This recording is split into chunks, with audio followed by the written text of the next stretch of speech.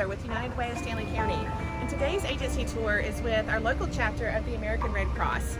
So we're here at the office, the local office, which is right here on Main Street, and we're going to be meeting with Sheila Prunkleton, who is the executive director for our region.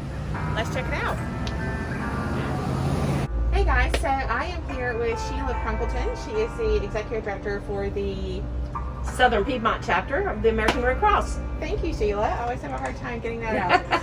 So we're here at the Albemarle office of the Red Cross, and here to talk about what this year has been like for you guys. So what has the Red Cross in this area been up to this year? And well, just like everyone else, in March we had to totally change our focus for doing business. Everything about our business line and how we delivered our mission changed. But what hasn't changed is our mission. What we figured out really quickly was that emergencies don't stop during a pandemic. So we had to find ways to do our delivery of our mission. For example, now when people are serving a family that's maybe lost their home to a house fire or a disaster, whereas normally we would be out there with that family, what's happening now is most of that work is being done virtually on the phone.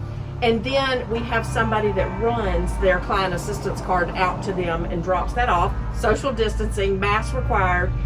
Hugs, which normally was our big thing. We love to hug our clients. We love to be there for them mentally and physically and supporting them. Those have been changed with the social distancing, but we are definitely there for them. We're making sure that they receive all the services they would normally have received, but we're taking care of them in that way. Absolutely. So tell us a little bit about what happens in this office, out of this area. What services does Red Cross do for Stanley Montgomery counties out of this office? Everything that you see on a national front, when you see us responding to these big national disasters, the hurricanes, the tornadoes, the flooding, no matter what it is, the wildfires, the Red Cross here in Stanley Montgomery County is delivering those exact same services.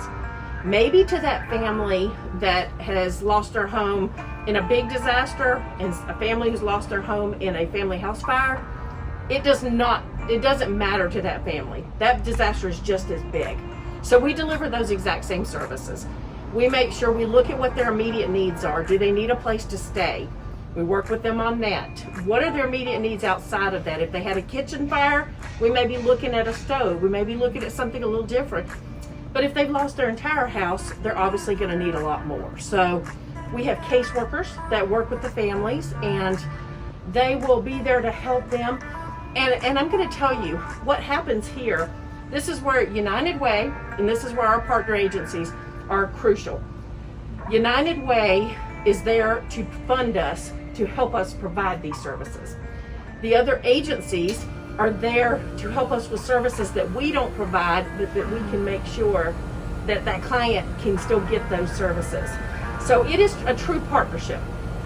United Way, the Red Cross, the other agencies, we all work together. We all want to make sure and serve our communities, and that's what we do. So what does the Red Cross need right now in terms of volunteering or supplies? If somebody wanted to do something specifically for you, right, other than financial contributions, what could they do for you?